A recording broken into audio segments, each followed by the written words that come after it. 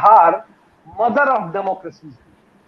क्यों बोल रहा हूं ऐसा? इसलिए बोल रहा हूं कि बिहार का हर नागरिक, चाहे वो एक छोला बेचता हो, चाहे वो लिट्टी चोखा बेच रहा हो, चाहे वो जाके एक किसान हो, चाहे उसका बेटा हो, चाहे उसकी बेटी हो, चाहे उसका माँ हो, चाहे बाप हो, हर व्यक्ति का एक अपना पॉलिटिकल व्यू है। जी नमस्कार, मैं अजय वर्मा और आप देख रहे हैं न्यूज नशा। हमेशा की तरह बिहार में जब भी चुनाव का पिगुल बजता है ना, तो पूरा देश जो है ना, वो कान ऐसे करके खड़ा हो जाता है कि भैया क्या हो रहा है बिहार में। क्योंकि बिहार से ही देश की राजनीति एक तरह से देखी जाए तो उसकी शुरुआत कहीं ना कहीं से एक एंगल देश की राजनीति को मिलता है बिहार के चुनाव से। इस बार भी 2025 का चुनाव कोई मजाक नहीं होगा।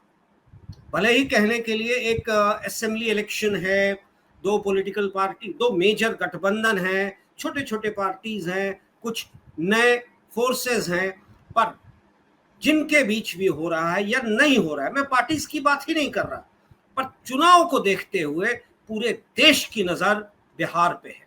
क्योंकि बिहार ही डिसाइड करेगा कि देश में, और आप जैसा मैंने देखा, मैंने पूरी तरह से इलेक्शन कमिश्नर की वो प्रेस कॉन्फ्रेंस मैंने देखी नहीं, पर मुझे एक चीज समझ में आ गया कि उन्होंने इनडायरेक्टली या डायरेक्टली ये कह दिया कि बिहार में जो होगा वही पूरे देश में लागू होगा।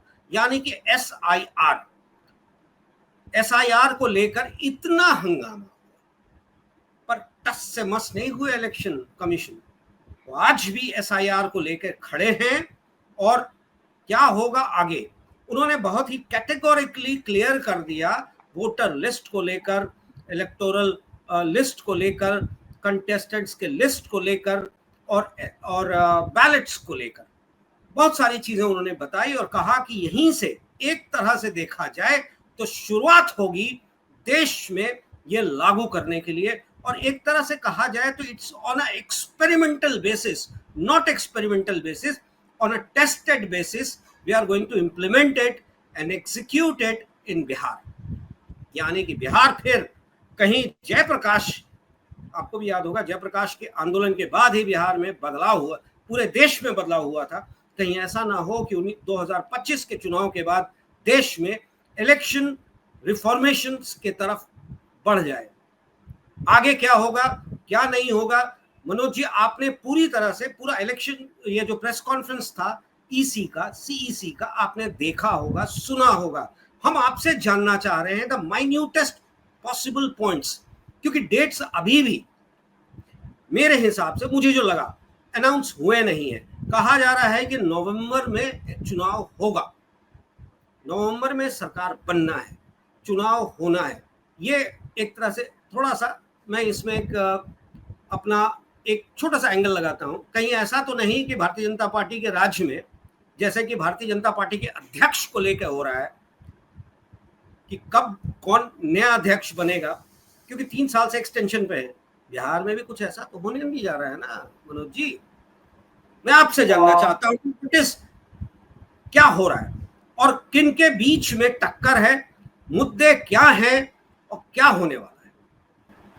अजय जी, अजय वर्मा जी, आपको धन्यवाद। Thank you very much for inviting me your famous platform. आपने जो प्रश्न पूछा है वो काफी लंबा है और मुझे लगता है कि ब्रेक कर करके ही उसका उत्तर अगर हम दे पाए और सफल हो पाए तो अपने को गर्वान्वित महसूस करूंगा। आपका प्रश्न ये था कि चुनाव, अभी जो इलेक्शन कमिश्नर ने आज प्रेस कॉन्फ्रेंस किया, उसका ब्रीफ में सिर्फ यही है कि ये 2 फेज में चुनाव होगा। नवंबर 6 को फर्स्ट फेज होगा, नवंबर 11 को दूसरा फेज और 14 तारीख को इलेक्शन का रिजल्ट आएगा। आप देखिए कि 6 नवंबर, 11 नवंबर और 14 तारीख को रिजल्ट, यही 2 फेज में चुनाव होगा।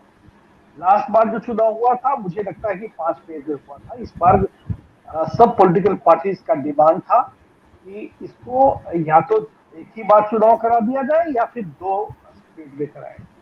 तो मुझे लगता है इलेक्शन कमिश्नर ने सारे पॉलिटिकल पार्टीज को एक कॉमन डिमांड को माना और ये चुनाव कराने के निर्णय लिए।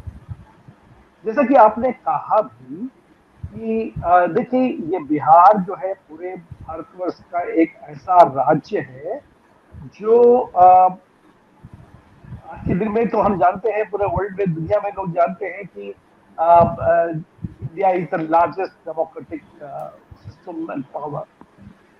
लेकिन पूरे भारतवर्ष के नक्शे में जो बिहार है, वो बिहार एक ऐसा राज्य है जहाँ की लोग भले ही अमीर और गरीब में बटे हुए हों, बहुत सारे जातियों में बटे हुए हों, धर्मों में बटे हुए हों, लेकिन मैं आपको बताता हूँ, आप तो मुझे लगता है पत्रकारिता का पूरा राज्य में रहे हैं, उसके प्रभारी भी रहे हैं, यूएनआई में हमेशा उसके साथ में रहे हैं और अच्छी तरह जानते हैं।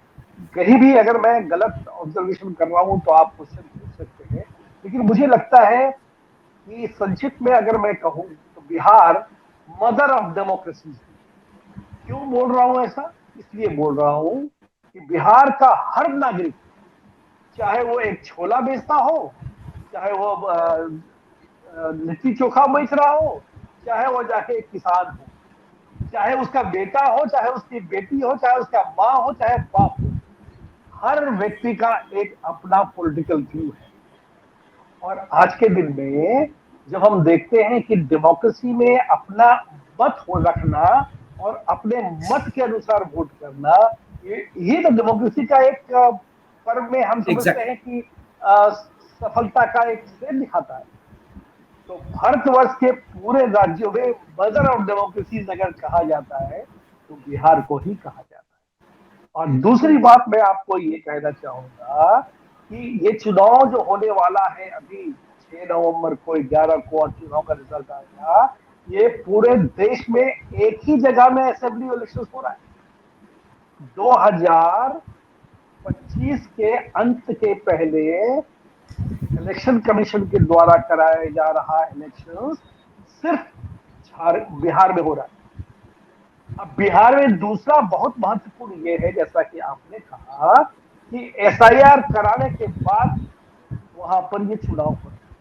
तो एसआईआर के बारे में तो आप जानते हैं, आज के दिन में इसको एसआईआर बोलते हैं, लेकिन चुनाव आयोग का एक कॉन्स्टिट्यूशनल रिस्पॉन्सिबिलिटी होता है कि चुनाव कराने के पहले मतदाताओं का एक लिस्ट बनाया जाए जिसमें कि मतदाता का वेरिफिकेशन हो, वो असली मतदाता रह जाए और नकली हट जाए। यही हुआ है एसआईआर के तहत में। पूरे मतदाताओं को घर घर जा करके उनकी पहचान करा के और एक लिस्ट तैयार किया। और आज इलेक्शन कमिश्नर ने कहा है कि जो लिस्ट बन के तैयार हुआ है और जिसको हम ऑलरेडी लोगों के सामने में रख दिए हैं, वहां भी अगर कोई मतदाता छूट गए हो तो फॉर्म 18 को भर करके जब इलेक्शन होने के पहले नोटिफिकेशन जब अभी निकलेगा, उसका जब कंटेस्टेंट फाइलिंग शुरू करेंगे उसके पहले तक हम बदलाव कर सकते हैं। एग्जैक्ट एक दूसरा, ये चुनाव एसआईआर होके कराने के बाद हो रहा है, लेकिन यहाँ पर कुछ रिफॉर्म्स इलेक्शन कमिश्नर ने किया है। अब मुझे लगता है, मैं एक नागरिक के रूप में कह रहा हूँ कि ये चुनाव आयोग ने जो रिफॉर्म्स किए हैं उसका बहुव्यापी और पूरे देश में इसका असर पड़ेगा। And is a very democratic reforms which have been taken by, ये सारे मांगों को पूर्ति की है और बहुत अच्छी तरह से पूर्ति की है ये इलेक्शन कमीशन जो गणेश कुमार जी के नेतृत्व में हो रहा है। क्या है, अब आप देखिए कि जब मैं पोलिंग बूथ में जाकर वोट डालने जाता था तो मैं देखता था लाइन में खड़ा हूं, तो लाइन में खड़ा हूं तो कभी कभी तो 1 घंटे तक हमें लाइन में खड़ा रहना पड़ता था। अब क्या है कि इन्होंने कह दिया कि 1200 से ज्यादा का कोई पोलिंग बूथ होगा ही नहीं, और एग्जैक्टली एक पोलिंग बूथ में आपको लाइन में खड़ा ज्यादा होना नहीं। नंबर एक, तो हर पोलिंग बूथ में 1200 संख्या से ज्यादा होने को नहीं है, बड़ा रिफॉर्म। सही दूसरा, बात सबसे बड़ा रिफॉर्म जो इलेक्शन कमिश्नर ने जो किया है जिसका कि एक ट्रांसपेरेंसी के रूप में दिखाई पड़ने वाला है, वो ये कि हमारा फोटोग्राफ जो हमारे पोलिंग बूथ पे होता था, या वो ब्लैक एंड व्हाइट में अधिकतर होता था, अब सारा फोटोग्राफ कलर्ड होगा। इसका मतलब ये हुआ कि जब आप बटन दबाने जाएंगे तो आपका फोटोग्राफ बायोमेट्रिक्स, वहां भी सामने आ जाएगा। और एग्जैक्टली। वो जो आपके सामने आ रहा है, वो 3 जो पोलिंग बूथ के स्टेशन में है, उसका भी फोटोग्राफ वहां आ जाएगा। तो जो डिमांड था कि ये नकली असली का मामला खत्म। अब कोई भी व्यक्ति, अब जब तक कि वहां चारों लोग देख रहे हैं कि यही मनोज प्रसाद है, इसका यही तस्वीर है और यही आदमी उसमें आया हुआ है, उसके अलावा वोट नहीं कर सकते। तो मुझे लगता है ये कलर फोटोग्राफ को इंट्रोड्यूस करके ये इलेक्शन कमीशन ने इतना बड़ा रिफॉर्म किया है, जो डेमोक्रेटिक हिस्ट्री में बहुत बड़ा एक पल आगे किया है। तो मुझे लगता है ये बहुत बड़ी रिफॉर्म की ओर हम लोग बढ़े हैं, और इसकी शुरुआत यहाँ हो रही है। तीसरा महत्वपूर्ण बात मुझे दिखाई जो पड़ रहा है, वो ये कि ये इलेक्शन कमीशन, सभी इलेक्शन कमीशन जब चुनाव होते थे तो लोग कह देते थे कि एब्सोल्युटली वायलेंस फ्री होना चाहिए, कोई वहां पर गलत ढंग से नहीं होना चाहिए। ये सब वो तो बेसिकली सेंट्रल फोर्सेस का तैनाती, पुलिस फोर्सेस का तैनाती।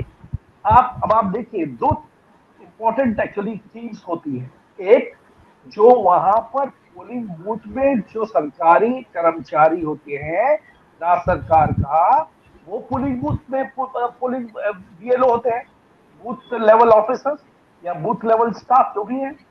ये पहली बार हुआ है। पहले इन लोग का ट्रेनिंग स्टेट लेवल में, डिस्ट्रिक्ट लेवल पर ये हुआ करता था कि आपको ट्रेन करके बुलाया जाता था कि ईवीएम जो है इसको ऐसा चलाना है, आपको वहां बैठना है, वहां बैठ के वहां काम करना है। इलेक्शन कमीशन ने पहली बार एक रिफॉर्म किया कि ये सारे बीएलओ जितने हैं पोलिंग बूथ में शामिल होंगे, जो पर्सोनल है, जो इलेक्शन में जो रिजल्ट काउंट करेंगे, वो लोग सहित सबका ट्रेनिंग इलेक्शन कमीशन के द्वारा दिल्ली में किया। ये जब ट्रेंड हो गए तो उसका इम्प्लीमेंटेशन भी करने में उनको सहायता मिलेगी। और उनको एक एसओपी बनाया गया है, एसओपी बनाया गया है कि आपको इस प्रोटोकॉल के अनुसार काम करना है।